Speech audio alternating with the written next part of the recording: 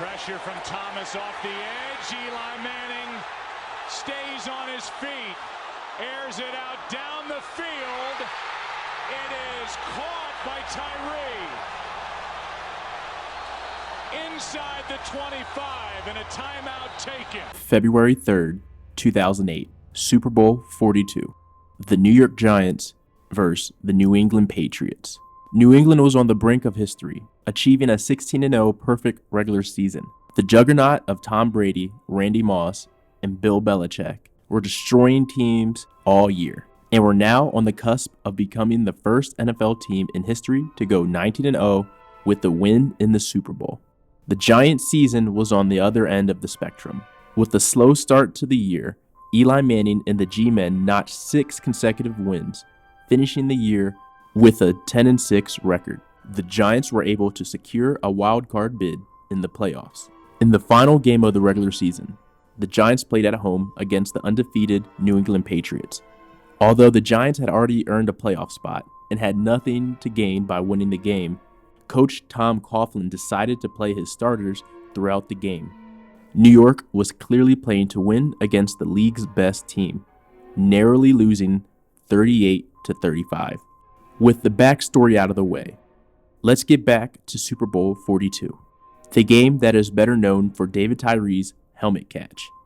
A spectacular play of Eli Manning running for his life, throwing up a prayer, and Tyree somehow, someway, being able to bring down the pigskin.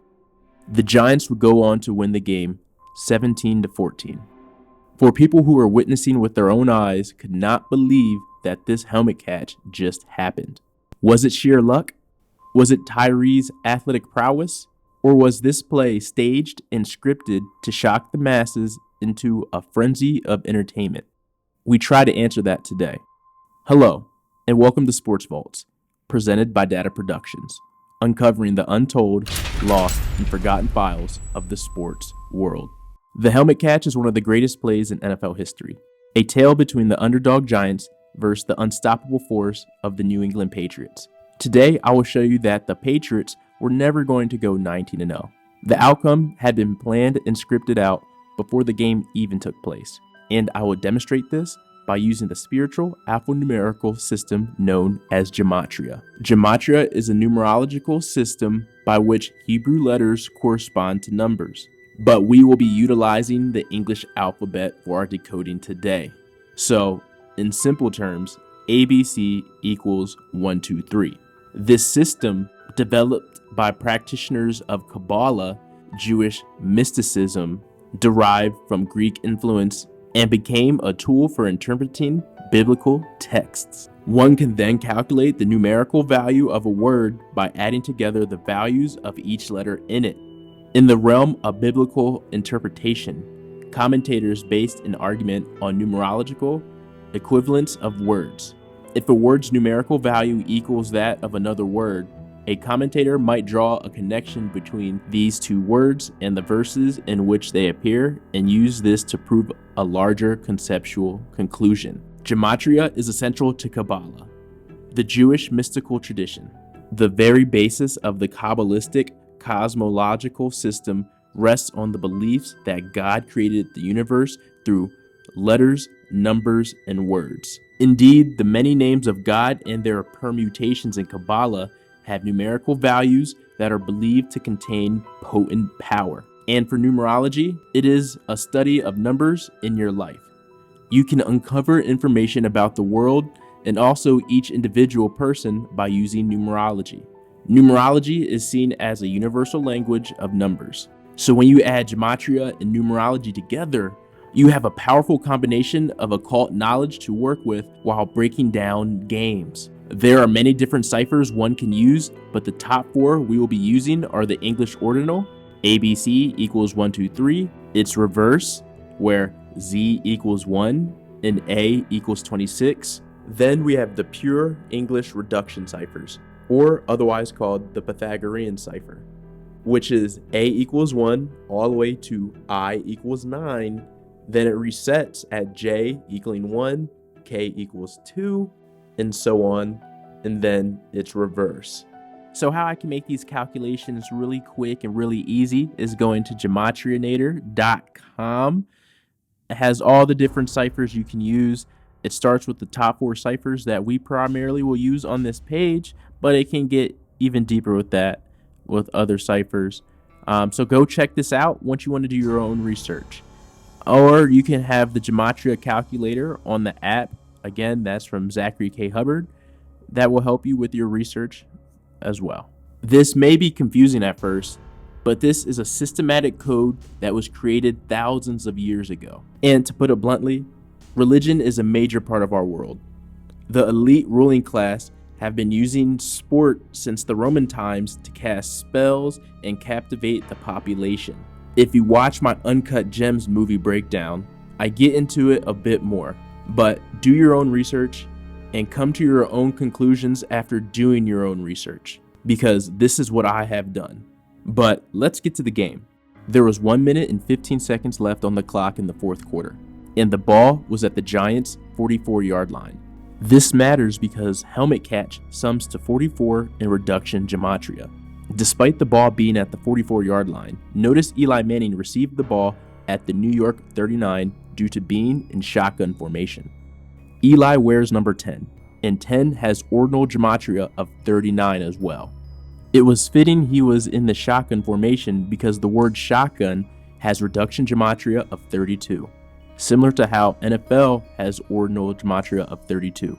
The NFL has 32 teams, and the play ended up netting 32 yards, taking the Giants to the New England 24-yard line, setting up the New York Giants win for Super Bowl 42.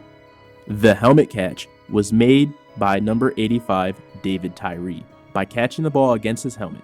From my research, I am leaning towards that there was probably magnets in his helmet and the ball.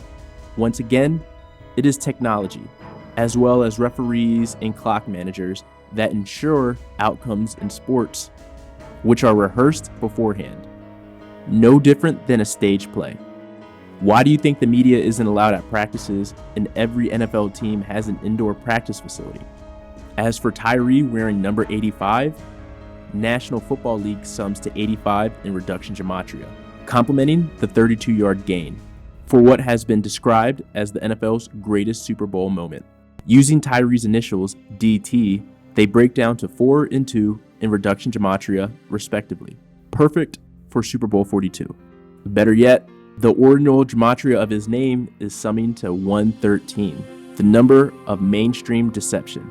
If you research the significance of 113 in gematria, you'll realize it's a big deal in sports and media.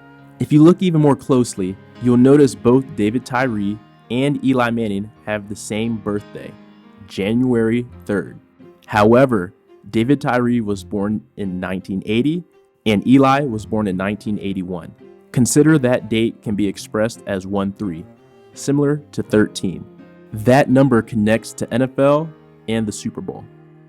The game was won with a 13-yard touchdown pass from Eli Manning to Plaxico Burress, which was a play that began with 39 seconds left on the clock, further proving just how detailed the scripting is. The name Plaxico Burress sums to 83 in reduction gematria, when S is counted for 10, and his touchdown capped off an 83-yard game-winning drive, the number symbolizing football. Burress wore the number 17 for the Giants, who won the game with 17 points. And better yet, the name Eli has reduction gematria of 17. The winning touchdown was scored with 35 seconds left in the game.